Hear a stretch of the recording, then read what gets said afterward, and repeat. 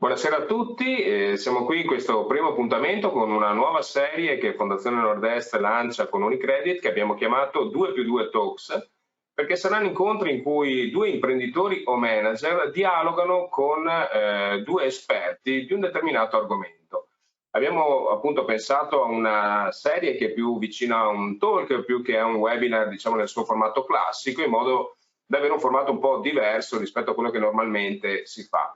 Il primo appuntamento, quello dal quale partiamo questa sera, ha per tema una domanda che abbiamo formulato in maniera ovviamente volutamente molto in qualche modo pesante, nel senso che è possibile essere fornitori felici in una catena del valore? Cioè, sostanzialmente ci stiamo ponendo uno dei grandi dubbi che riguardano le imprese, e sono tante, vedremo, che lavorano nel business to business e quindi all'interno di catene del valore e che in qualche modo possono essere schiacciate o a monte o a valle, appunto, o da fornitori molto importanti o da clienti, appunto, che hanno un forte potere nei loro confronti. Allora, in questa serie, in questo 2+2 Talks, saranno serie interattive per cui useremo degli strumenti, cui chiederemo anche a voi che siete che ci state ascoltando di raccontarci quali sono i vostri pareri su alcune delle questioni che emergeranno, per cui useremo degli strumenti, ma poi non voglio anticipare niente, li vedremo all'interno di questo Talks, però che insomma in qualche modo ci permetteranno anche un'interattività e permetteranno a voi di esprimere il vostro parere appunto su alcune di queste questioni. Allora io comincio subito, quindi 5 numeri in 5 minuti, vi racconto i risultati di una ricerca che abbiamo svolto con Unicredit che in qualche modo ci aiutano a capire perché questa sera siamo qui a parlare di questi argomenti. Prima questione, perché è un tema rilevante quello di cui stiamo parlando? Perché la gran parte delle imprese manifatturiere, delle medie imprese manifatturiere, produce tendenzialmente beni destinati ad altre imprese, cioè beni intermedi. 48,4%, 48,1% nella rilevazione appunto che abbiamo fatto un paio di mesi fa con Unicredit, mentre una parte comunque consistente, circa il 15,4%, produce beni strumentali. Quindi è sicuramente un tema rilevante in termini di quantità. Seconda questione che ci pare interessante. Quante sono le imprese del Nord-Est coinvolte nelle reti di fornitura? Circa 2 su 3, il 64,7%. Un altro solo dato veloce, il 20% del totale sono coinvolte prevalentemente in catene globali del valore, quindi hanno una forte proiezione internazionale nelle loro relazioni appunto di fornitura. Terzo elemento, abbiamo detto bene, ma qual è la posizione che queste imprese rivestono all'interno delle catene globali del valore? Abbiamo fatto 3 domande. Abbiamo detto bene, ma chi prende le decisioni all'interno delle reti di fornitura nella quale voi siete appunto impegnati? Beh, attenzione, viene fuori che più di un quarto, il 26,3%, dice che fondamentalmente l'elemento che guida le decisioni è il prezzo e quindi sono in situazioni in cui è il mercato a fare diciamo, da comandare le relazioni lungo la catena. C'è poi un altro 12,4% che dichiara che è il leader della catena stessa a di fatto prendere le decisioni lungo la catena. Altra domanda che abbiamo cercato di appunto con la quale abbiamo cercato di approfondire questa questione. Bene, ma nel caso in cui la sua azienda perdesse il committente principale, quanto facile sarebbe trovare un nuovo committente? 3 imprese su 4, il 72,9% dice che sarebbe molto difficile. Un terzo elemento che ci sembra importante per caratterizzare le relazioni lungo la catena del valore, bene, ma nelle relazioni con i suoi clienti, tra competenze tecniche e prezzo, cosa conta di più? La metà sostanzialmente dice che conta più il prezzo. Se mettiamo insieme queste 3 domande, viene fuori che circa un po' meno del 20% delle imprese si trova in una situazione di difficoltà, perché in catene dove conta il prezzo, in catene dove le decisioni vengono prese dal leader o appunto ancora una volta torna alla decisione del prezzo, e che in catene nelle quali è difficile trovare clienti alternativi, una situazione di difficoltà. Allora cerchiamo di appunto fornire delle risposte a queste imprese. Come se ne esce? Noi abbiamo indagato 2 fra le tantissime possibili politiche di upgrading. La prima fa riferimento alla digitalizzazione, i dati sono interessanti, emerge che più della metà è impegnata in progetti che riguardano l'IoT, anche se c'è da dire la prevalenza riguardano progetti che hanno una valenza soprattutto interna, di efficacia interna, mentre circa un 12% utilizza l'IoT, quindi l'Internet of Things, per studiare nuovi servizi per i propri clienti. Anche la robotica appunto ha una buona diffusione, più della metà delle imprese dichiara di utilizzare strumenti di questo tipo, sia di robotica industriale che di servizio. E poi ci sono le altre tecnologie, cloud e big data, circa il 28% delle imprese, e percentuali simili sulla stampa 3D. Secondo elemento, strategia di upgrading, è quella dell'innovazione. Comunque la quota di aziende che fanno innovazione di prodotto e di processo è elevata, il 49% ha fatto negli ultimi 3 anni innovazione di prodotto radicale, più del 60% ha fatto innovazione incrementale. Comunque c'è un quarto delle imprese che negli ultimi 3 anni non ha introdotto innovazione di prodotto. Un quadro simile si ha per l'innovazione di prodotto radicale. Questi sono i principali risultati di questa indagine che potete trovare sul nostro sito, il sito della Fondazione Nord-Est. Si può scaricare tutta l'indagine completa e quindi approfondire alcune di queste questioni alle quali abbiamo voluto dedicare solamente 5 minuti. Allora, cominciamo con il primo di questi momenti di interazione con chi appunto ci segue da lontano. Vorremmo chiedere la vostra opinione su questi risultati. Allora, utilizzando questo strumento, quindi collegandovi al sito menti.com e digitando il codice che vedete lì, 53 77 93 3, oppure più facile, adesso a destra nella vostra barra dei comandi nella chat comparirà un link, quindi cliccando lì si va direttamente, potrete rispondere alla seguente domanda che appunto vi proponiamo come prima questione di questa nostra serata. Quanto vi riconoscete nei numeri che abbiamo presentato? Molto, abbastanza, poco, per nulla. Vi lasciamo il tempo di votare. Intanto vi presento gli ospiti di questa sera, appunto, che insieme a noi animeranno questo talk. Cominciamo con Antonella Candiotto, che è Managing Director di Galdi SRL, un'azienda che appunto produce macchine riempitrici per alimenti e bevande. Poi abbiamo Sergio Barel, presidente di Brovedani Group, che è un'azienda che fa componenti meccanici di precisione, anche se poi negli ultimi anni, ma ce lo racconterà poi in seguito, va sempre più verso la logica delle soluzioni nell'ambito appunto del mondo della meccanica. Abbiamo con noi poi Marco Tasch, che è professore del Politecnico di Milano e questa sera investe anche di direttore scientifico della World Manufacturing Foundation, e ricorderemo poi l'importante appuntamento di fine ottobre, ma insomma avremo modo poi di parlarne un po' più avanti in questa nostra talk. Assieme a noi poi c'è Pietro Campagna, che è Global Co-Head of Working Capital Solution di Unicredit, al quale abbiamo chiesto invece di focalizzarci su una parte secondo noi molto rilevante, che è la questione della supply chain finance. E quindi, bene, uno dei problemi fondamentali delle imprese che sono inserite nelle catene del valore è ovviamente quello della liquidità, e quindi questo ci sembra un elemento molto importante. Assieme a me commenteranno i risultati finali alla fine di questa nostra chiacchierata, chiamiamola così, Matteo Pignatti, economista del centro studi di Confindustria, appunto, che parteciperà nelle fasi finali di questo dibattito a commento di tutto. Allora, i partner di questa iniziativa sono Unicredit, appunto, che ha collaborato con Fondazione Nord-Est per questa ricerca, e gli altri partner sono il centro studi di Confindustria, Confindustria Veneto, e ricordavo appunto il World Manufacturing Foundation, che avrà appunto il 20 e il 21 ottobre di quest'anno un appuntamento importante, l'appuntamento annuale, nel quale appunto si fa un po' il punto su quello che è lo stato dell'arte e lo stesso volete anche lo stato di salute della manifattura a livello mondiale. Appunto ricordiamo questo appuntamento, ma avremo modo di accompagnare in questo primo di 4 eventi che ci accompagneranno, a raccontare quali saranno appunto i contenuti di questa giornata, di queste 2 giornate del World Manufacturing Forum.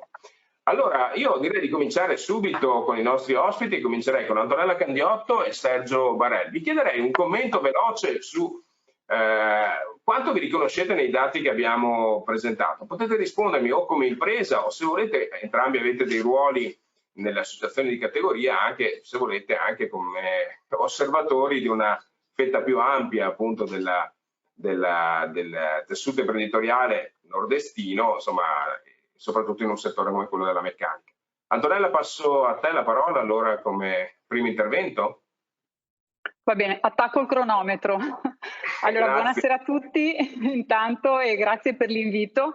Allora, diciamo nella prima parte dei dati che sono stati condivisi, a dire la verità poco, fortunatamente poco, perché comunque noi siamo un'impresa che produce beni strumentali, quindi macchinari, e diciamo che il problema del monocliente, quindi di avere pochi clienti e di essere quindi sotto diciamo, cattura, ecco, questa è una cosa su cui abbiamo molto lavorato, ecco, negli ultimi anni.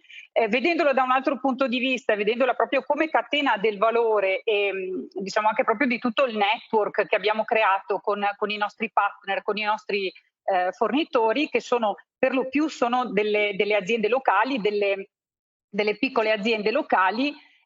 Sono noi il 90% dei fornitori sono in Italia, il 60% è in Veneto, e sono realtà che molto competenti, ecco, che lavorano per noi, che lavorano anche per altre aziende, e quindi mi sento di dire che anche per quanto riguarda i nostri fornitori non è sicuramente il prezzo a regolare il rapporto, ma è assolutamente la competenza, la qualità del servizio che loro ci offrono, e devo dire che comunque negli anni è stata creata proprio una partnership con loro. Quindi sì, diciamo, anche la catena del valore di subfornitura la riconosco un po' poco. È anche un po' tipico del nostro settore, dove c'è tantissima innovazione nel settore delle macchine per il packaging. Non parliamo di ampissimi volumi, ma parliamo di pochi numeri con un elevato livello di personalizzazione. Ecco che allora tutta l'innovazione viene proprio fatta da questa catena del valore, perché comunque senza i nostri subfornitori non saremo in grado di produrre il nostro prodotto, e molte volte sono loro che ci suggeriscono come migliorare alcuni componenti, quindi come migliorare il prodotto, ed è un lavoro, diciamo, che facciamo in collaborazione con loro. Ecco. Forse vedendo, diciamo, il tessuto locale, sicuramente magari altre tipologie di catena del valore più focalizzate su mercati di massa magari hanno logiche diverse, ecco, magari più focalizzate sul prezzo che sul livello di competenza. Quindi Antonella, possiamo dire che i vostri subfornitori sono felici nella vostra catena del valore, insomma, almeno per questo step. Diciamo che sicuramente un 90% sì, è logico che magari l'eccezione ci può essere, ecco, sicuramente. Ottimo, grazie. Sergio, allora... Buonasera a tutti e grazie dell'invito. Allora, se parliamo, diciamo, Brovedani, che è nella filiera dell'automotive, e quindi poi abbiamo stabilimenti anche adesso, quindi ci riconosciamo dentro certamente nella globalità della filiera, no? Sia a monte, dove anche i fornitori spesso sono non italiani, sono esteri, multinazionali magari, nel caso delle materie prime ovviamente, e sicuramente a valle, che sono grandissimi gruppi internazionali. No, la cosa che è interessante, quindi sicuramente ci riconosciamo, e anche ci riconosciamo nella parte dove il rapporto con il cliente è fondamentalmente concordato, ovviamente. Ecco, una riflessione che farei invece, quello che diciamo, la domanda su quello quanto è facile o difficile cambiare se il cliente, no? Bisognerebbe farla anche al contrario, cioè quanto è facile e difficile cambiare per il cliente, cioè il costo di switch del cliente, no? Perché questo è il tema, no? Per il cliente serve avere 10 fornitori inaffidabili o ne bastano 2 affidabili? Ecco, questo passaggio qua diciamo fa saltare la relazione, fa saltare di livello la relazione, quindi non sei soltanto tu che è difficile trovare, quindi è molto difficile trovare un altro cliente, ma anche per il cliente trovare un altro fornitore. E questo torna nel discorso poi, se è più importante competenze o prezzo, no? Che è sempre l'atavico problema. Allora qui sono le competenze, perché ti siedi al tavolo, come dico io, no? Cioè, si parla di condizioni igieniche a qualche docente, no? Per sedersi al tavolo e far business, se non hai le competenze non ti siedi, dopodiché ci vuole il prezzo ovviamente, ma è un prezzo tra pari, quindi non è un prezzo, diciamo, che è ininfluente da tutto il resto, no? E quindi ti vogliono le competenze per sederti a certi tavoli, altrimenti non ti siedi. Quindi in questo senso, diciamo, entrambe le cose, e quindi la competitività è ovviamente l'automotive il massimo di questo livello, e questo, diciamo, è importante, questo passaggio qua. Se allargo, no? Visto che fra l'altro siamo recentemente, sono anche presidente del cluster della metalmeccanica friulana, no? E uscirà proprio dei nostri dati nei prossimi giorni, ma ti do i dati del Friuli. Negli ultimi 10 anni il valore aggiunto pro capite è aumentato del 33%, no? Quindi vuol dire che, siccome sappiamo bene il salario e il costo del personale non è aumentato del 33%, vuol dire che tutta la filiera della metalmeccanica, che anche il Friuli è fatta sia di, diciamo, sicuramente di B2B, la maggior parte, ma sia di, chiamiamo così, di beni intermedi che di beni strumentali, si è spostata, anche quella dei beni intermedi, che potrebbe essere quella più compressa dai prezzi, eccetera, si è spostata a più alto valore aggiunto, no? E quindi vuol dire che questo processo, diciamo, di innovazione da un lato, di prodotto, processo e via dicendo, diciamo, è in corso. Ti do un altro numero: 1/3 dei finanziamenti dei progetti PORFES regionali friulani vanno alla filiera metalmeccanica, no? Quindi è una filiera che è molto attenta a utilizzare anche strumenti correttamente, che sia, non sto parlando di 4.0, ma diciamo i progetti, diciamo, di finanziamento proprio innovazione, ricerca e sviluppo. Oltre un terzo è di una filiera che insomma, su queste strategie di upgrading le sta percorrendo anche da diversi anni rispetto ai risultati che esattamente, quindi dimostra una certa dinamicità, un'importante dinamicità, no? E sapersi adattare, no? Anche alla modifica di queste filiere internazionali o nazionali internazionali. Ecco, il tema è anche a monte, il tema di questi giorni delle materie prime, no? Di questo periodo, eccetera. Se voi fate un giro, non è a macchia di leopardo, e dici ma come, l'acciaio quello è. Però scoprirai che quelli invece che hanno fatto una relazione con il fornitore di più lungo periodo, chiaramente collegato anche a un business in cui sono, che gli permettono, ma che hanno questa capacità di creare una filiera, hanno molti meno problemi di quelli che comprano, come si dice, sul mercato, e quindi sicuramente compravano a prezzo più basso probabilmente fino a ieri, ma oggi hanno quell'altro tipo di problema. Ecco, troverai queste macchie di leopardo che dice ancora, come dico adesso, il titolo è provocatorio perché fornitori felici, diciamo, è provocatorio, ma accetto la provocazione, ma si può essere meno, diciamo, frustrati, magari un po' più felici se si adottano buone pratiche, mettila così.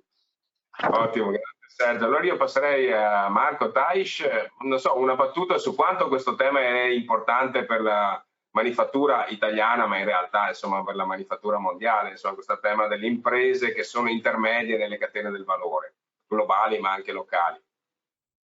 Io credo che, buon pomeriggio a tutti, io credo che sia fondamentale, no? Perché è evidente come la costituzione di filiere più o meno estese in realtà è un fenomeno che ha al suo fondamento, la sua base, l'ottimizzazione, no? Quindi l'allocazione delle competenze in un miglior modo possibile in maniera tale da ridurre il prezzo e aumentare il servizio. Allora, noi in Italia, nel momento in cui stiamo diventando sempre di più un paese manifatturiero, ma non di prodotto finito, ma di prodotti intermedi, è chiaro che se vogliamo essere felici come paese dobbiamo far sì che le nostre imprese che sono fornitori devono evidentemente essere felici. Quindi il tema è fondamentale. La mia preoccupazione però viene guardando i dati. Mi riferisco in particolar modo all'ultima slide, all'ultima chart che è stata mostrata, quella sull'innovazione di prodotto e quella sull'innovazione di processo, dove lì prendiamo l'innovazione di processo, il 37-38% ha detto che non ha fatto innovazione di processo, e la metà ha detto che l'ha fatta parziale. Ecco, io credo che se questi sono i numeri sui quali ci dovremo confrontare non solo adesso ma fra qualche anno, io credo che di aziende felici ne rimangano poche poi in un contesto internazionale. Quindi ci saranno aziende che non potranno più essere felici ma perché non ci saranno più. Quindi questo è un forte elemento di preoccupazione per il sistema industriale italiano.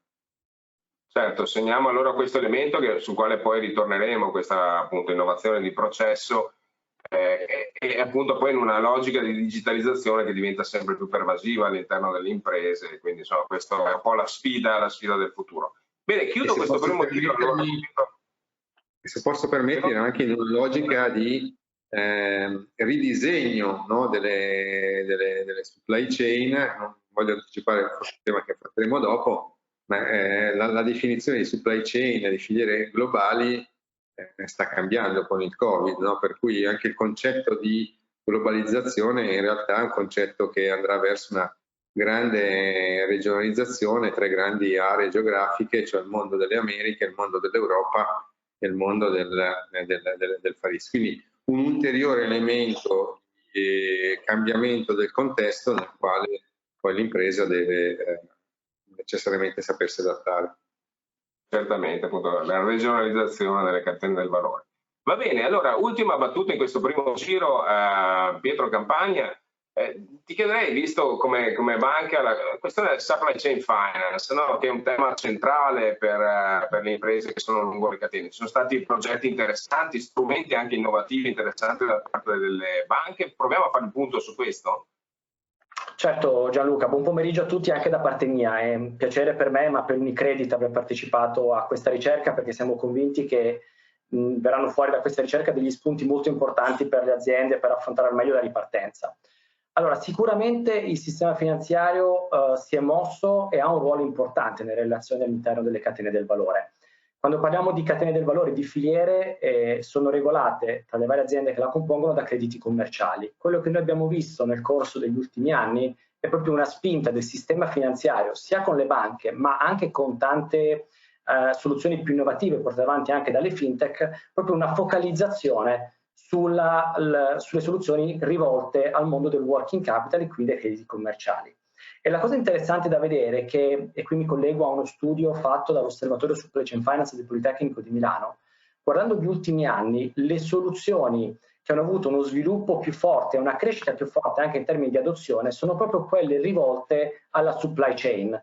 Quindi c'è una maggiore attenzione del sistema finanziario per quello che è una filiera di per sé e non una singola azienda, ma anche all'interno della filiera una maggiore attenzione da parte del capofiliera, dell'azienda committente, a fornire degli strumenti a supporto della propria filiera. Ed è interessante vedere come nel corso del 2018-19 già questa crescita di prodotti rivolti alla supply chain finance era un qualcosa di molto chiaro e di molto marcato rispetto magari al factoring un po' più tradizionale o strumenti di smobilizzo dei crediti commerciali più tradizionali, e con la pandemia dal 2020 si è registrata un'ulteriore crescita di questi strumenti. Porto un esempio relativo al primo lockdown, quindi circa un anno fa, quando, se vi ricordate, quello era un lockdown molto più forte di quello attuale. Fondamentalmente uno dei pochi settori che in quel momento continuava ad essere attivo era quello della grande distribuzione organizzata, no? I supermercati erano un po' forse l'unico posto dove c'era permesso andare, in quel contesto, un contesto in cui tante fabbriche anche avevano chiuso.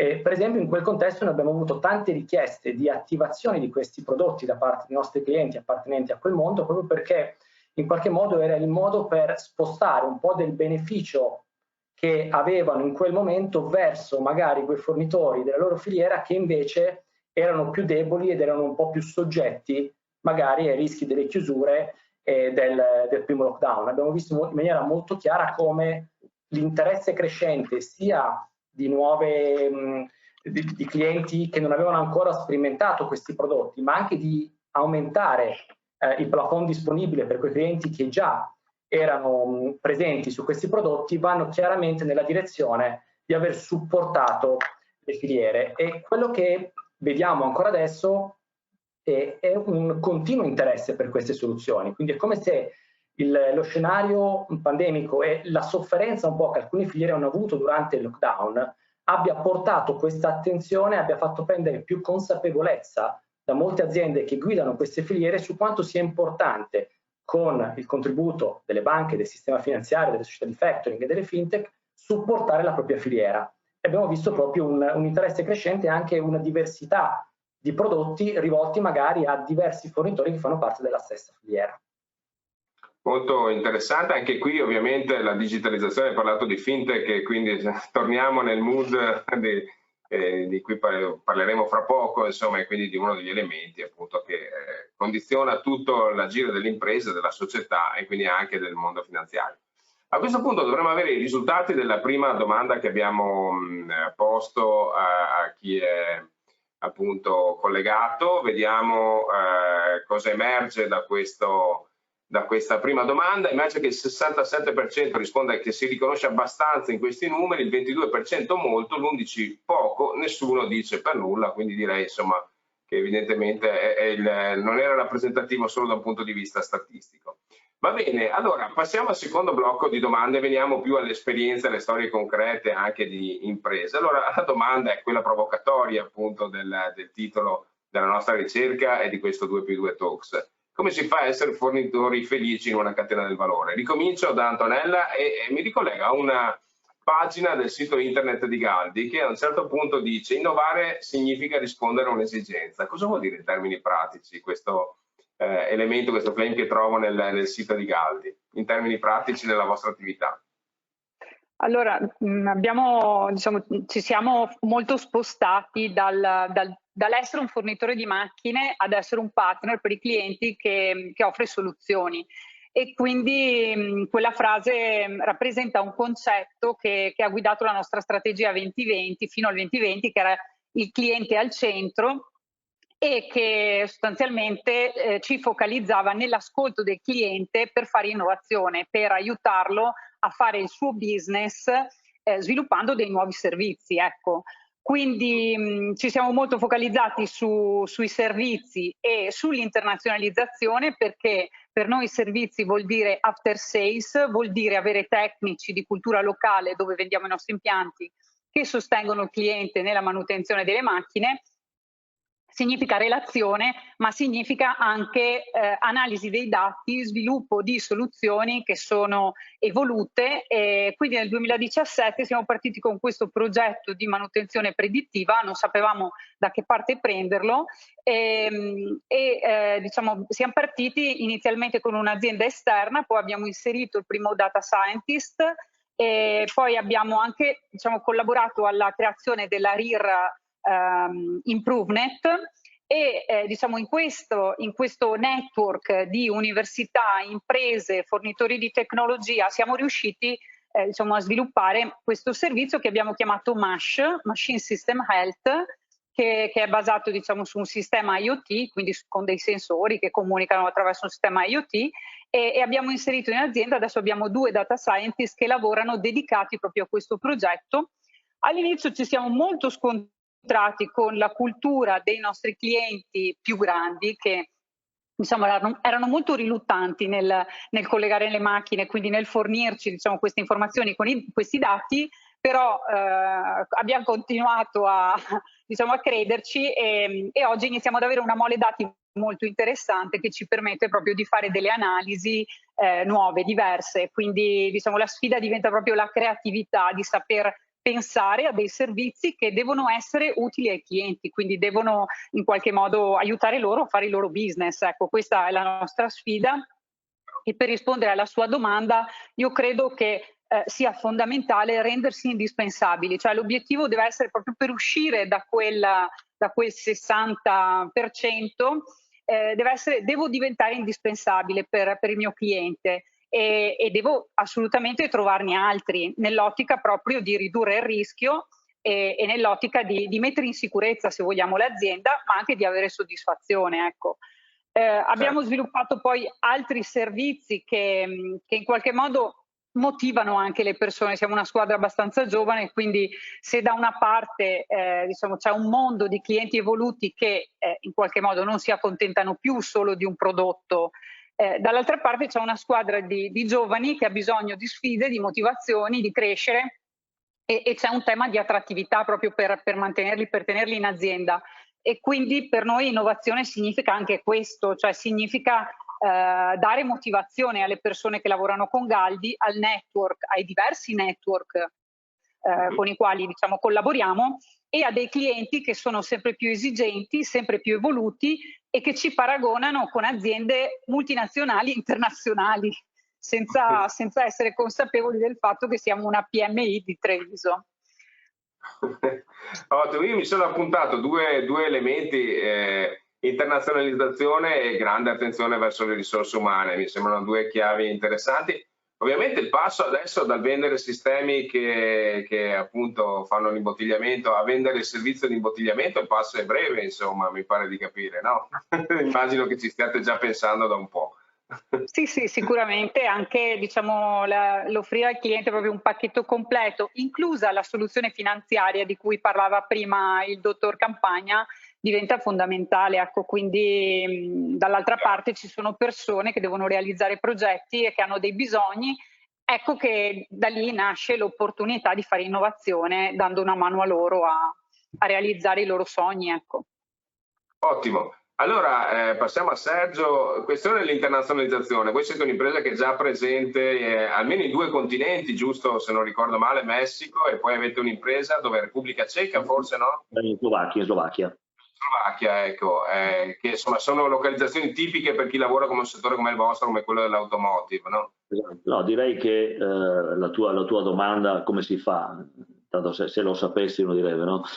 Nel senso che possiamo dire quello che abbiamo fatto e che fino adesso in qualche modo ci ha consentito di arrivare da qualche parte. No, diciamo sicuramente l'innovazione di processo, perché ovviamente vendendo la parte componentistica, come diciamo io, vendiamo quello che sappiamo fare, non c'è un prodotto nostro, no? E quindi se non fai innovazione di processo non vendi niente, non hai niente da proporre al mercato e ai tuoi clienti.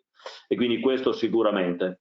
Dopodiché, sì, negli ultimi 15 anni la grande sfida è stata quella di seguire fisicamente i clienti nelle loro, diciamo, nelle varie regioni in cui sono, offrendo dapprima la produzione locale. Quindi c'è stata una prima fase in cui di fatto le società estere erano vicine ai clienti perché producevano lì e lo sviluppo era al centro, ma strada facendo i clienti hanno chiesto lo sviluppo locale anche, quindi in modo tale che la filiera si accorciava ancora, quindi tutta la filiera dello sviluppo del prodotto, del processo produttivo e poi la produzione avvenisse, diciamo, forse molto più corta, senza di intermedio. Questo immaginate quindi che ha significato creare competenze, non solo al centro dove le avevi ci hai impiegato in tanti anni, ma creare competenze in Slovacchia piuttosto che in Messico, competenze di processo, quelle sono il tuo know-how, di competenze tecniche, eccetera. Quindi un grandissimo sforzo nelle risorse umane, ovviamente, quindi in questo senso proprio internazionalizzazione di tutta la filiera, di tutto il processo, che poi significa portarti dietro i fornitori magari, no? Perché non solo i clienti, eccetera, ma andare verso monte, ove è possibile, ma quindi sviluppare i fornitori, magari in quelle aree geografiche dove non c'erano fornitori in grado di seguirti per trattamenti termici, al di là di quelli trattamenti superficiali, operazioni che magari tu compri che si integrano nel tuo processo. Quindi tutto questo, proprio questo percorso, che quindi da un'azienda anche, quindi anche uno sviluppo di innovazione organizzativa di conseguenza, no? Perché non è solo processo, diciamo, il prodotto, ma dove da un'azienda, chiamiamola Pordenone centrica, no? Diciamo invece ti devi strutturare per essere un'azienda certamente con un centro, ma che è più di guida e di controllo che non, diciamo, fisicamente, al di là dello stabilimenti ovviamente che rimangono molto importanti, anzi non sono mai calati, locali, ma devi localizzare tutti i processi, diciamo, di sviluppo. Quindi, e questo ha significato anche proprio un cambio di mindset del personale anche che hai, diciamo, nella cosiddetta casa madre, che non è stato da poco, insomma, no? E quindi da questo punto di vista si crea quella che io chiamo una multinazionale tascabile, no? Perché chiamarci multinazionale sì, sulla carta sì, ma insomma, le dimensioni sono ben altre da quelle che cataloghiamo come multinazionali, ma di fatto ci sono tutta una serie di meccanismi organizzativi che non hanno niente da invidiare, come il fatto che devi conservare una taglia snella e via dicendo, quindi semmai hai una complicazione in più. Ecco, questo è stato il grande passaggio che ha consentito all'azienda di crescere, di continuare a crescere, seguendo il cliente, seguendo un'esigenza del cliente, diciamo nuova, fra virgolette, ma comunque diversa da quella soltanto del prodotto, no? Quindi che era indifendibile con il prodotto, sia pur super tecnologico, fatto in Friuli e mandarlo in giro per il mondo. Questo, e poi gli eventi di questi ultimi 12 mesi hanno ulteriormente, ma ci torneremo, diciamo, calcato la mano, insomma. Ok, quindi un'internazionalizzazione che è molto lontana da quello che una volta avremmo chiamato le imprese cacciavite, no? Quelle dove si faceva solo assemblaggio, è qualcosa di molto diverso. No. Insomma. Diciamo, poi i livelli tecnologici sono gli stessi, quindi non è che fai l'impresa localizzata perché in Messico gli mandi la macchina vecchia, no? Il prodotto di fine vita. Il prodotto è lo stesso, che è prodotto solo per il continente americano, stessi livelli qualitativi, perché quindi non cambia niente, quindi questa è la sfida. Chiaro. Bene, allora passerei a Marco Taish, una battuta sull'importanza del digitale e sull'innovazione di processo, che è un tema sul quale avevamo già fatto un cenno prima rispetto a queste strategie di upgrading delle imprese intermedie. Noi lo sappiamo, ormai ne discutiamo da anni, stiamo vivendo la quarta rivoluzione industriale.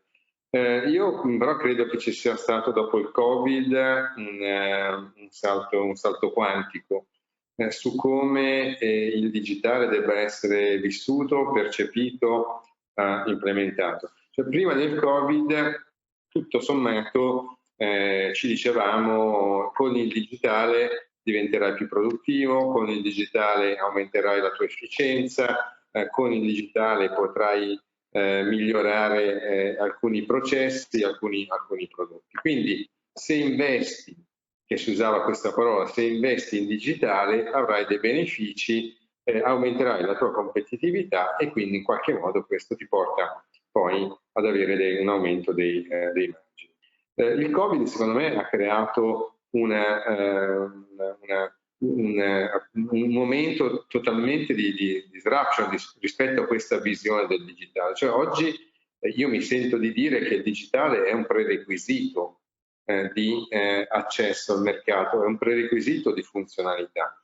Sembra una diminuzione di importanza, no? Portarlo a prerequisito, in realtà no, diventa un aumento del significato dell'essere digitale.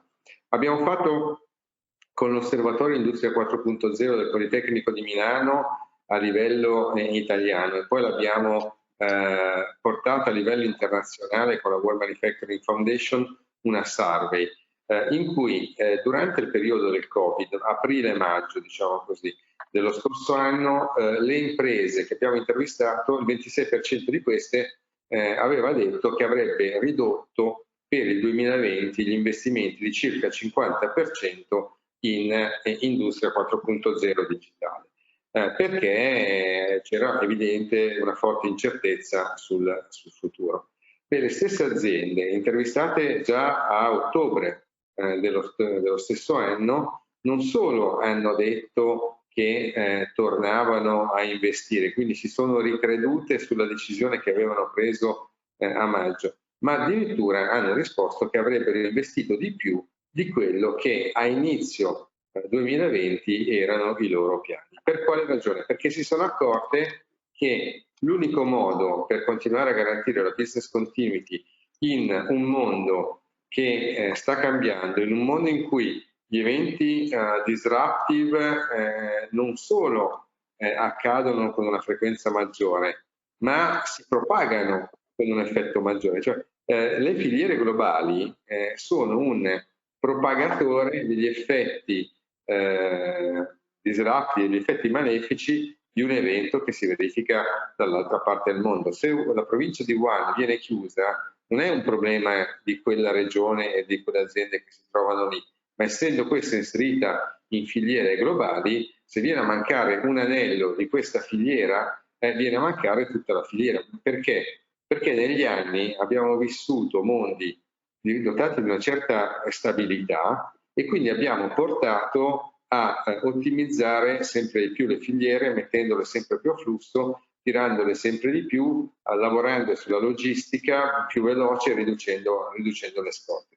Questo vuol dire avere filiere efficienti ma fragili.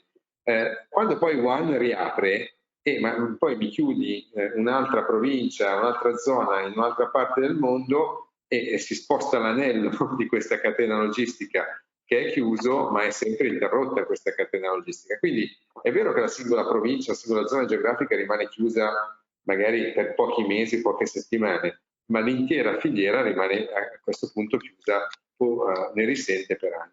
Questo vuol dire che c'è un ridisegno delle filiere, abbiamo parlato prima di regionalizzazione, questo vuol dire che io devo pensare di cautelarmi rispetto a questi fenomeni che possono con una frequenza sempre più alta succedere.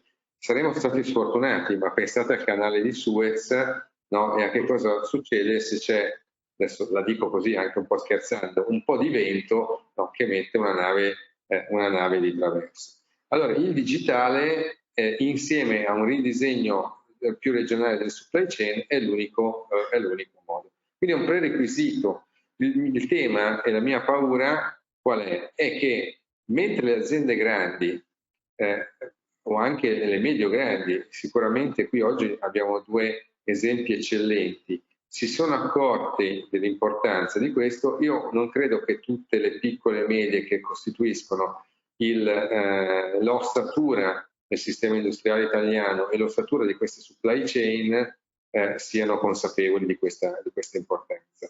La tecnologia evolve a una velocità superiore a quella di pochi anni fa e questa velocità accelera. Questo vuol dire che il digital divide tra le grandi o le più, lasciatemi dire, più smart e più innovative e le piccole si sta allargando. Ma a questo punto questo digital divide vuol dire avere una cesura, vuol dire che chi sta dalla parte sbagliata non è che sarà un pochino più indietro, farà più fatica, non ci sarà più, sarà destinato purtroppo a morire, trascinandosi poi un pezzo di quella filiera eccellente. Quindi il digitale non è più, ripeto, un nice to have, un desiderio, diventa un prerequisito, insieme alla sostenibilità, perché non dimentichiamoci quest'altro grande aspetto. Il consumatore sta diventando sempre più sensibile a questi temi, mentre il digitale il consumatore non lo vede perché i prezzi magari sono più bassi, la sostenibilità invece la vede e questo si propagherà a monte su tutta la filiera, quindi dobbiamo diventare più verdi e più blu, cioè più digitali. Ottimo. Allora chiudo l'ultimo giro con Pietro Campagna. Sicuramente abbiamo parlato di digitale, l'interazione tra banca e impresa è completamente cambiata anche grazie al digitale, insomma credo che questo sia un punto di partenza importante per il settore nel quale appunto opera Unicredit e gli altri operatori finanziari. Sicuramente Gianluca, tra l'altro una banca chiaramente essendo un'azienda di servizi è anche più esposta alla velocità di cambiamento, no, e del tasso di digitalizzazione. Quando parliamo di digitalizzazione nel nostro mondo, nelle banche, abbiamo fondamentalmente tre direttrici. Una direttrice che è comune a quella dell'industria, no? Quindi la digitalizzazione dei processi, di organizzazione del lavoro, dei processi interni, che teniamo un po' da parte perché non è il focus dell'incontro di oggi. Abbiamo un secondo livello che è la digitalizzazione dei canali di relazione della banca con i clienti. Questo è un qualcosa che chiaramente negli ultimi anni aveva avuto un'accelerata soprattutto con la clientela privati, quindi con la clientela retail.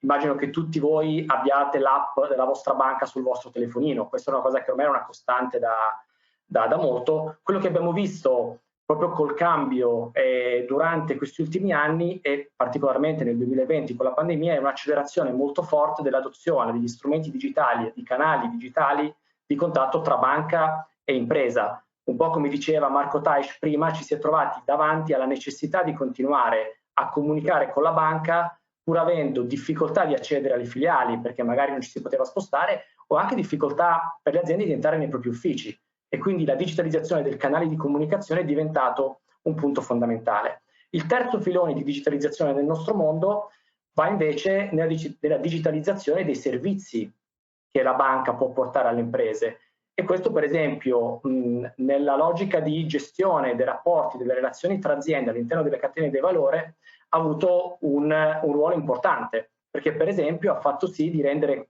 quelle relazioni anche magari a distanza di continenti molto più efficienti di come erano in passato. Faccio giusto un paio di esempi. Pensate a cos'era fare un pagamento internazionale qualche anno fa, magari mandare dall'euro dall'Italia alla Cina, magari con valuta cinese, il renminbi. Pensate cos'è oggi farlo, no? Ci volevano giorni prima per arrivare, per far sì che il bonifico istruito arrivasse alla propria controparte. Oggi le banche si sono attrezzate, hanno creato dei consorzi, per esempio quello dello SWIFT, dove ci sono circa 300 banche che aderiscono e il 95% dei pagamenti internazionali, grazie a questo sistema, viene processato in meno di mezz'ora, dando a chi ha istruito il bonifico e a chi deve ricevere il bonifico un numero di tracciamento che permette in un qualsiasi momento di sapere dove quel bonifico è. Quindi immaginate nella relazione cliente-fornitori tra Italia e Cina nel momento del pagamento, che è sempre un momento molto sensibile, no, nella relazione commerciale, no? Anche sbagliare il pagamento di un giorno di pochi euro crea comunque un momento di tensione che è fastidioso, no? Oggi per esempio uno strumento come appunto il pagamento internazionale immediato, l'USD GPI, permette di evitare questo fastidio, piuttosto che altri consorzi tra banche che hanno creato soluzioni per digitalizzare il trade finance, magari sfruttando la tecnologia blockchain. Per esempio consorzi dove si possono portare modalità di regolamentazione come crediti documentari che tipicamente sono fatti con gestione di carta importante, magari con degli smart contract, sfruttando appunto il beneficio della tecnologia blockchain. Piuttosto che, e qui guardo ancora di più il tema delle filiere, il tema del supply chain finance, parlavamo prima di fintech, ha avuto una forte accelerata in termini di digitalizzazione. Proprio il mondo del supply chain finance è quello che vede il maggior coinvolgimento delle fintech, che si sono un po' inserite come player tecnologici proprio per far parlare le piattaforme magari delle banche con le piattaforme delle aziende.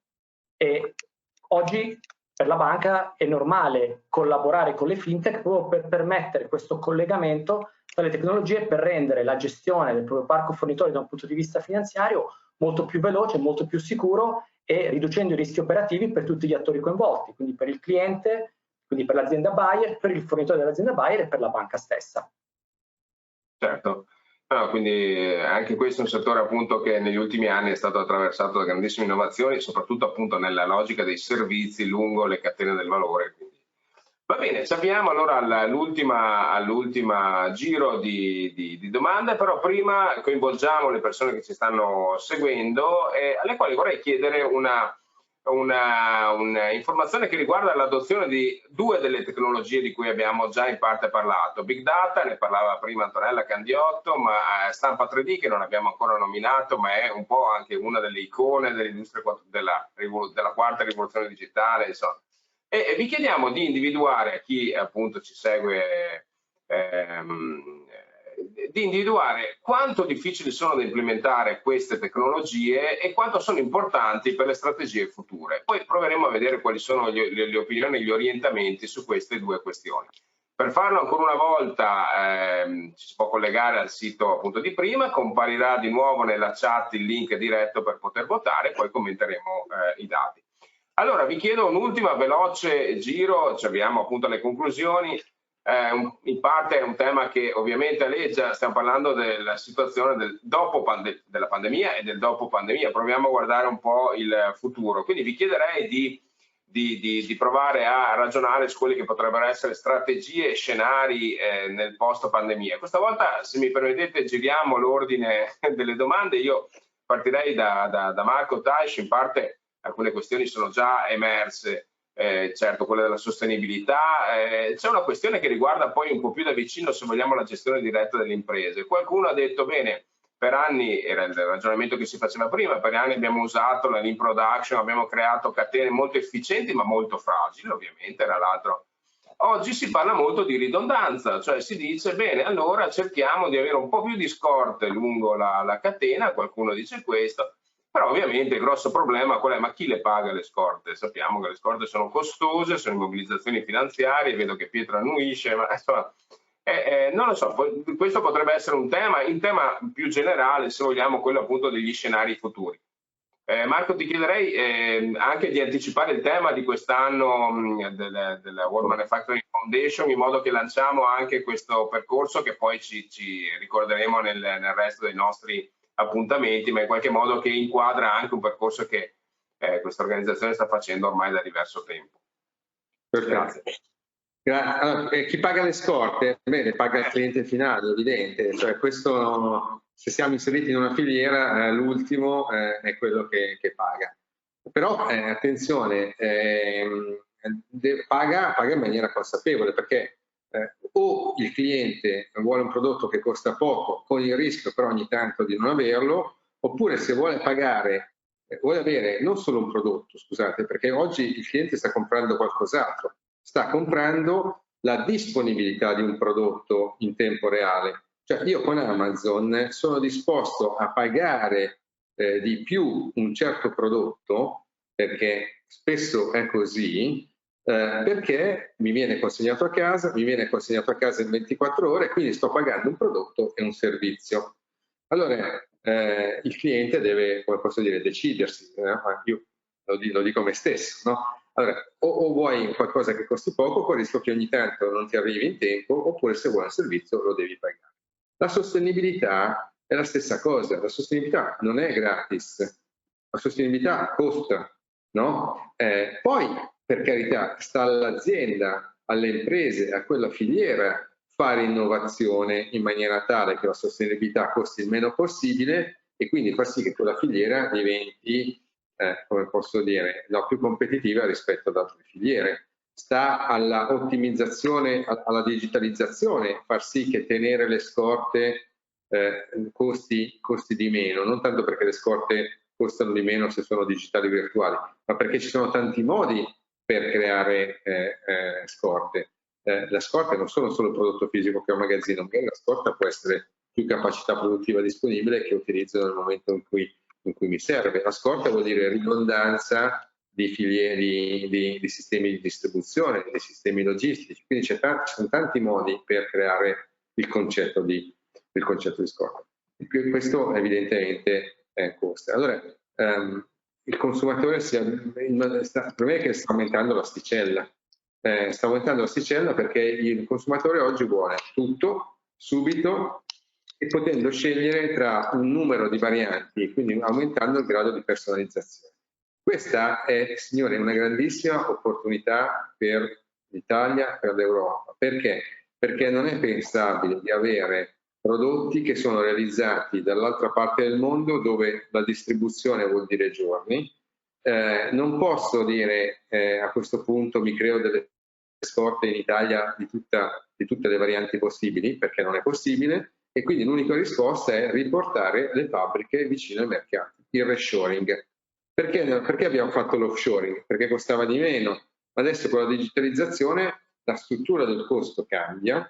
Un robot, banalizzo, costa tanto in Italia quanto in Corea, quanto in Cina o Giappone. Allora, questo è una grandissima opportunità. La seconda parte è quella di cosa parleremo quest'anno al World Manufacturing Forum, organizzato dalla World Manufacturing Foundation appunto a ottobre, il 20 e 21 ottobre.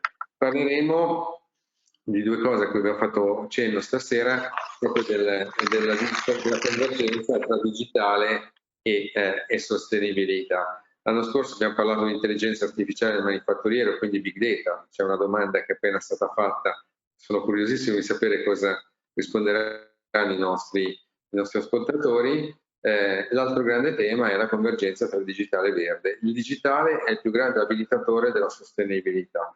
Su questo noi dobbiamo fare una riflessione. Sono molto contento che l'attuale governo abbia istituito due ministeri, transizione digitale e transizione ecologica, e che i due ministri stiano lavorando insieme tra di loro e con il supporto del Ministero dello Sviluppo Economico, perché questo vuol dire aver capito il futuro del manifatturiero e quindi dell'Italia che, tra una cosa e l'altra, tra manifattura diretta e servizi associati, il 50% del nostro PIL arriva dal manifatturiero. Benissimo. Ok, Pietro Campagna, allora chiedo una battuta a te sui scenari post pandemia.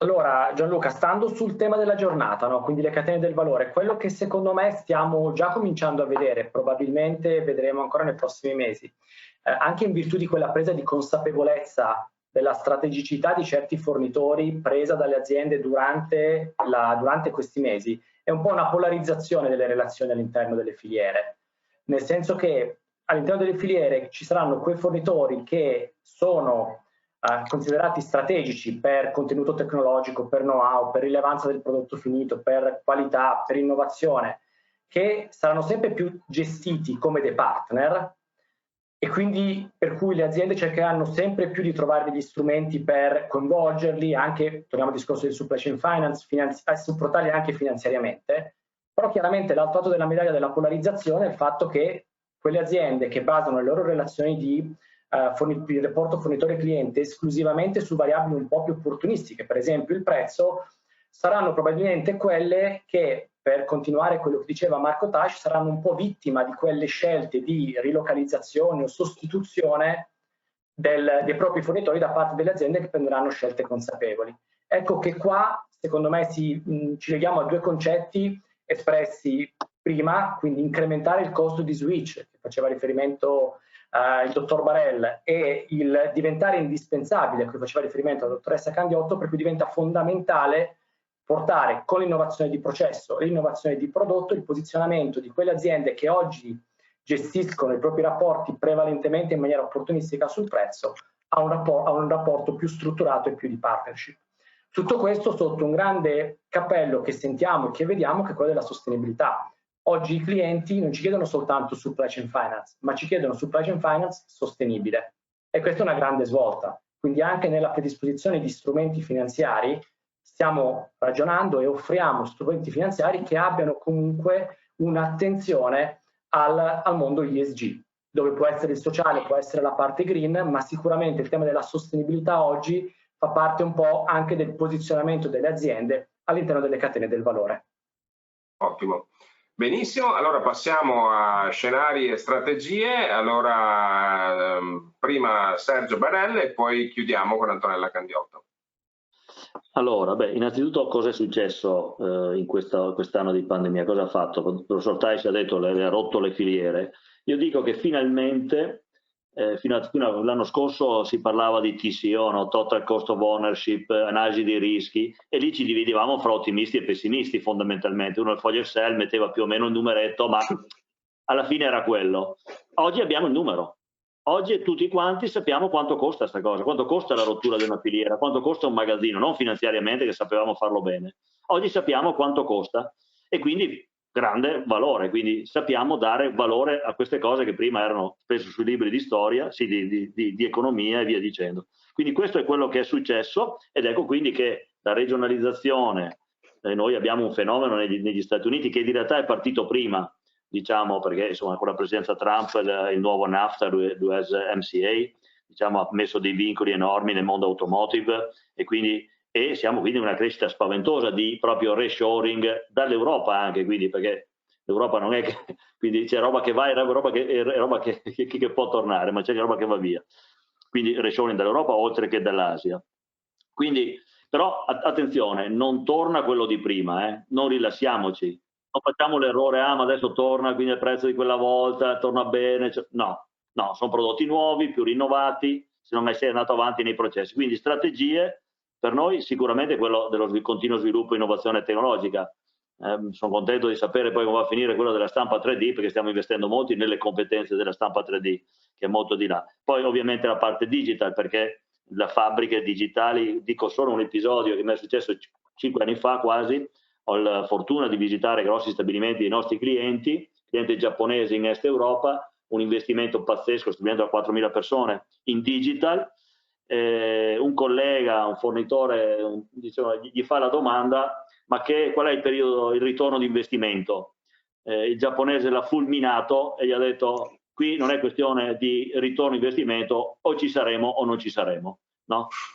E lì ha chiuso la porta. Quindi digital nelle nostre fabbriche, quindi sicuramente continuare a spingere la regionalizzazione, e poi comunque, ma questo è specifico del nostro business, insomma, aggiungiamo a tutto questo il mondo automotive, che è già di per sé in mezzo alla grande tempesta, Covid o non Covid, no? Di trasformazione, elettrificazione, quindi la diversificazione del nostro business. Tu prima accennavi, quindi verso ormai la fornitura, cercare di fornire gruppi, sottogruppi, piuttosto che invece sistemi di produzione complessi, perché uno dei risultati andando in giro per il mondo a fare fabbriche, a fare aziende, è che abbiamo imparato a fare processi, in realtà non solo a fare prodotti, no? E quindi riteniamo di avere una competenza da poter vendere insieme, quindi che insieme di automazione, di macchine, ma di processi produttivi in ambito manifatturiero, con le logiche più moderne, Lean e quant'altro, e quindi possiamo proporci nel fornire queste cose anche a settori non strettamente automotive, ma ad altri settori. Quindi l'altra è la diversificazione del business, che è una cosa di medio-lungo periodo, perché per una decina d'anni riteniamo che almeno la nostra meccanica nel business, nell'automotive, non andrà soggetta a grandi crolli, ma per mettere in piedi diversificazione 10 anni è l'orizzonte più piccolo, insomma. Quindi bisogna pensare per il dopo. Ottimo. Chiudiamo allora con Antonella Candiotto e quindi con Galdi. Allora, noi diciamo, siamo molto focalizzati nella crescita perché vogliamo crescere e come vogliamo crescere? Facendo innovazione. Un po' di tempo fa abbiamo fatto un progetto di focus sui nostri clienti per capirli un po' meglio. Abbiamo scoperto di avere delle categorie di clienti, in particolare una categoria di clienti che diciamo, classificata come molto innovativa, ecco, che aveva bisogno proprio di una soluzione completa, ci ha spinto, ci ha stimolato a fare proprio questo ragionamento della soluzione completa e quindi dell'ampliare il nostro range di competenze, perché cosa ci chiedevano questi innovatori? Ci chiedevano un po' tutto, quindi dal finanziamento al prodotto, alla tecnologia, al packaging, una consulenza diciamo a 360 gradi. E iniziando a seguire questi clienti abbiamo scoperto che il packaging, noi eravamo abituati diciamo, a parlare di tecnologia, siamo fornitori di tecnologia, è un tema importantissimo proprio per la sostenibilità, cioè tutti i clienti ci chiedevano informazioni precise, dati precisi e piani futuri sul packaging nell'ottica proprio di definire un loro piano di sviluppo sostenibile. E quindi abbiamo fondato questa startup, si chiama Feel Good, con 2 nuove competenze, packaging design, microbiologia alimentare, proprio nell'ottica di affiancarli e diventare esperti anche proprio del packaging. Quindi diciamo, l'ambizione è quella proprio di inondare il mondo della plastica, sostituire il mondo della plastica con la carta, nell'ottica proprio di stimolare anche diciamo, settori diversi rispetto ai tipici alimentari del dairy o dell'uovo liquido o dei succhi di frutta, ad adottare, diciamo, ad ampliare ecco, il range dei packaging disponibili. E quindi sicuramente diciamo, il tema della sostenibilità è centrale, centralissimo anche per noi. Ecco, il futuro lo vediamo comunque digital, sono d'accordo con il professor Taish che è un must have, e dall'altra parte sostenibile sicuramente diciamo, rappresenta il futuro. Ecco. Certo. Benissimo, allora intanto vi ringrazio, siamo riusciti a stare nei tempi, insomma, quindi grazie tantissimo. Allora vediamo i risultati di questa domanda che abbiamo fatto, così poi per chi li vuole commentare. Allora viene fuori che è difficile da implementare, importanti per le strategie future big data, invece meno difficile da implementare ma comunque importanti per le strategie è la stampa 3D. Ovviamente probabilmente do io una mia interpretazione al volo, probabilmente qui c'è il problema anche di trovare figure professionali appunto nel mondo dei big data, che è uno degli elementi centrali, e forse anche di inquadrare delle tecniche che sono magari meno usuali rispetto all'utilizzo di una tecnologia che certo è importante così, ma è una tecnologia con la quale ormai da molti anni insomma conviviamo, quella della stampa 3D e di tutti i sistemi che allora, che un tempo si chiamavano di prototipazione rapida, che in qualche modo sono stati gli antesignani di questa strategia. Qualche commento su questi dati, Marco, Taish? O... mi aspettavo il contrario. Sì? Sì, mi aspettavo di vedere il 2 dove c'è l'1 e viceversa. Credo che la ragione di questa cosa sia la mancanza di consapevolezza sul fatto che entrambe le tecnologie devono essere internalizzate in maniera diversa. Cioè io non credo che, perché dipende poi dalle dimensioni delle imprese, quindi sarebbe utile vedere le dimensioni di chi ha risposto. Allora, la tecnologia di Big Data va velocissima. Quindi all'interno della mia impresa io devo mettermi quelle competenze che sono in grado di interloquire con chi sarà in grado di gestarmi algoritmi di machine learning, intelligenza artificiale, chi sarà in grado di analizzare i miei dati. Perché pensare di diventare esperto sia di contesto, cioè del mio settore produttivo, sia di questa tecnologia, credo che sia una scelta destinata a fallire. Diversamente è l'additive, dipende anche qua dai volumi sui quali produttivi, e quindi probabilmente aziende come quelle che oggi siedono qui hanno volumi tali che giustificano l'internalizzazione. Attenzione che oggi sempre di più esiste il service come concetto e quindi forse si può anche passare da lì, cioè ci sono società oggi che hanno macchine di additive che stampano come subfornitura. Quindi probabilmente anche questa è una scelta che si può pensare di fare nell'immediato per avvicinarsi a questa tecnologia e poi portarla al proprio interno un domani. Posso dire due cose, Luca, solo che perché stiamo investendo appunto nella stampa 3D in metallo, però penso che in entrambi i casi sono due tecnologie, big data e stampa 3D, che rivoluzionano il prodotto, cioè soprattutto la stampa 3D, se la vediamo, quello che forse appare più semplice da implementare, uno la pensa per fare il prodotto di prima, però è la strada sbagliata, no? Perché non consentirà, diciamo, di divulgare, di evolvere e di essere competitivi, è ripensare il prodotto, nel caso della stampa 3D, e nel big data probabilmente ripensare il servizio, il processo e via dicendo. Quindi ecco perché mettono in discussione le competenze, quindi servono altre competenze diverse e cambiano completamente il paradigma, non soltanto una fase del tuo prodotto o del tuo processo o della tua azienda. Ecco, questo che ed è per quello che sono disruptive, se no sarebbero, diciamo così, un'evoluzione. Chiaro.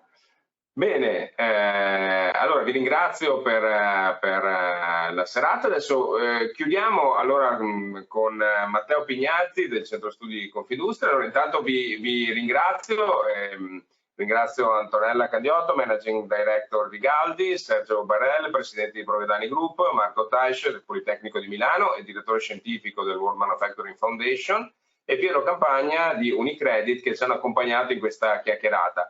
Che non si chiude qui, abbiamo questa chiusura appunto con Matteo Pignazzi, che Centro Studi Confindustria ha recentemente presentato anche gli scenari futuri, quindi stiamo parlando di scenari, vediamo quali sono gli elementi più interessanti che emergono da questo. Allora cambiamo lo schermo velocemente, ecco Matteo, grazie a tutti. Eccoci qui. Allora, Matteo, ti chiederei di provare a chiudere, so che è complicato, ti do un compito difficile di provare a chiudere questa giornata, ma insomma avete presentato come centro studi la settimana scorsa gli scenari, quindi quali sono, che cosa possiamo aspettarci per i prossimi mesi, quindi per i prossimi semestri?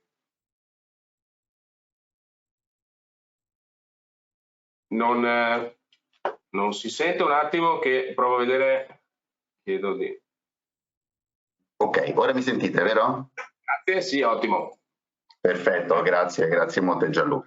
Buon pomeriggio a tutti. Sì, mi hai dato un compito effettivamente molto arduo e non ci proverò quindi a riprendere tutti i innumerevoli spunti molto interessanti che sono emersi dal dibattito, e effettivamente mi ricollego anche appunto al lavoro che facciamo e abbiamo appena fatto, presentato una decina di giorni fa, Centro Studi di Confindustria, appunto sul nostro rapporto di previsione, in particolare per quanto riguarda effettivamente gli scambi mondiali, le esportazioni italiane e anche il futuro delle catene globali del valore. Vorrei stressare soprattutto gli aspetti positivi, effettivamente, che sono emersi proprio dai dati durante la crisi pandemica. Detta così, ovviamente non ci possiamo mai scordare di tutta la parte drammatica per quanto riguarda appunto la pandemia, il sistema sanitario. Mi riferisco essenzialmente appunto alla parte manifatturiera, in cui effettivamente abbiamo osservato il famoso rimbalzo a V, no? Quindi dalla caduta un rimbalzo altrettanto rapido. Se andiamo a guardare la produzione industriale mondiale, gli scambi mondiali, veramente in 7 mesi, in meno di un anno, si è tornati sui livelli pre-crisi. E l'altro aspetto molto importante è che queste due variabili, quindi appunto produzione industriale e scambi, sono andati di pari passo. Cioè questi sono due elementi molto diversi, per esempio, rispetto a quello che è accaduto nella crisi 2008-2009, dove ci sono voluti 2 anni o più per recuperare i livelli pre-crisi, e gli scambi mondiali, in particolare le catene globali del valore, come sappiamo, sono state fortemente ridimensionate. Questo non è accaduto, e forse è ancora più importante, anzi sicuramente ancora più importante per la manifattura italiana, l'export italiano, che pure era caduto più velocemente, semplicemente perché l'Italia è stata colpita prima, no, dall'ondata pandemica, poi recuperato anche più velocemente. Se andiamo a vedere anche nei confronti di quello tedesco o quello francese, abbiamo fatto anche relativamente lievemente meglio, soprattutto se ci focalizziamo proprio negli scambi B2B, quindi nell'esportazione di beni intermedi, di beni di investimento. Quindi, e questo di nuovo è un elemento molto diverso da quello che è accaduto nel 2008-2009, in cui invece gli esportatori italiani hanno perso effettivamente posizioni nei confronti dei loro competitor europei. Quindi questo anche nelle nostre previsioni, diciamo, noi vediamo un andamento che si consolida nel biennio 2021-2022, quindi con un ritorno solidamente sopra i livelli per crisi già nell'anno in corso. Parliamo dei beni, evidentemente, perché per i servizi il discorso è molto diverso. E poi anche una dinamica più che robusta nel 2022, anche nell'ottica di una ripresa della domanda europea, si spera, e non solo evidentemente americana e cinese, come abbiamo osservato fino adesso. Bene, quindi diciamo dal punto di vista dell'analista, se vuoi, macroeconomico, diciamo anche tutte queste strategie, diciamo, di upgrading delle imprese italiane, che come abbiamo osservato in tante occasioni sono strategie che sono, insomma, in corso già da anni, e effettivamente hanno permesso una performance migliore delle imprese italiane nella crisi.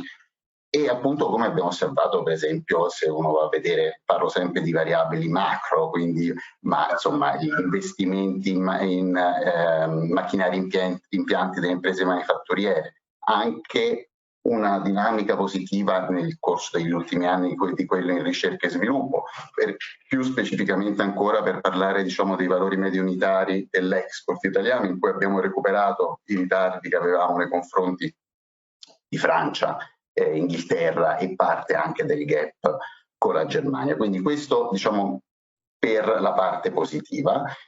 Tutti gli altri aspetti estremamente importanti, che sono già stati probabilmente molto sviscerati nel dibattito, quindi non occupo ulteriore tempo, sono altrettanto importanti, evidentemente. Cioè la crisi accelera delle tendenze in atto da anni ed è estremamente asimmetrica, se ne è già parlato, tra imprese e lavoratori, per quanto riguarda evidentemente il digitale, l'automazione, ma anche se uno lo guarda un po' più dall'alto, non solo tra paesi, ma tra settori. E quindi già faccio notare che i settori che sono poi alla fine centrali per il sistema italiano e fortemente integrati nelle catene globali del valore, come l'automotive, i macchinari e impianti, anche il sistema moda e abbigliamento, sono quelli che sono stati più colpiti dalla crisi. Quindi, diciamo, quindi c'è questa dialettica, continuazione, per cui si parla anche di questo problema enorme, insomma, del fenomeno, diciamo,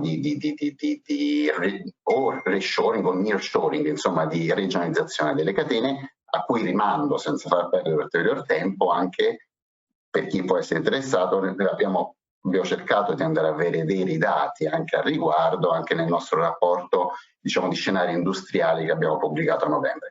Dati che, diciamo, sono lì, ci sono, quindi sono fenomeni esistenti, solo insieme a tanti altri fenomeni, quindi, diciamo, non c'è un modello unico, questo emerge dall'altro, non esiste un modello unico, soprattutto in una fase di così profonda trasformazione come è questa crisi. Non ci può essere un modello unico per avere successo e essere fornitori felici nelle catene del valore. Grazie molte. Questo mi sembra un po' l'elemento centrale, appunto, non esiste una ricetta, ma poi i nostri imprenditori sono i più bravi a combinare strategie, tecnologie, insomma, quindi, e a fornire sempre dei mix interessanti e in alcuni casi, per fortuna, vincenti anche sugli scenari globali. Insomma. È vero, riprendo alcune delle questioni che sono state affrontate, che insomma riconosco in quello che hai detto. C'è questa asimmetria, e quindi forse il timore che un pezzo delle imprese che sono dentro le catene del valore possano perdere quel legame che appunto le legano ai leader di filiera, alle imprese che stanno correndo di più e che si stanno lanciando appunto verso scenari diversi legati alla, diciamo prima, digitalizzazione e sicuramente alla sostenibilità. Questo è un po' il timore principale. È chiaro che un ruolo come in una situazione come questa giocano un ruolo importante anche le politiche pubbliche a sostegno del cambiamento, e quindi del cambiamento delle strategie. Ovviamente apriremo un altro dibattito che magari faremo un'altra volta, ma che insomma io chiuderei qui. Allora, ringrazio tantissimo Matteo Pignatti, economista del Centro Studi Confindustria, ringrazio tutti i partecipanti. Noi ci vediamo il prossimo mese con una nuova puntata del 2+2 Talks. Parleremo invece di un tema diverso, digitalizzazione sì, ma nel settore dell'agroindustria. Quindi parleremo dei rapporti con la grande distribuzione, insomma proveremo a cambiare un po' il nostro focus, ma insomma il tema è sempre quello. Ancora una volta avremo 2 imprenditori o manager a discutere con 2 esperti del settore in questa forma di chiacchierata che vi abbiamo proposto questa sera per la prima volta.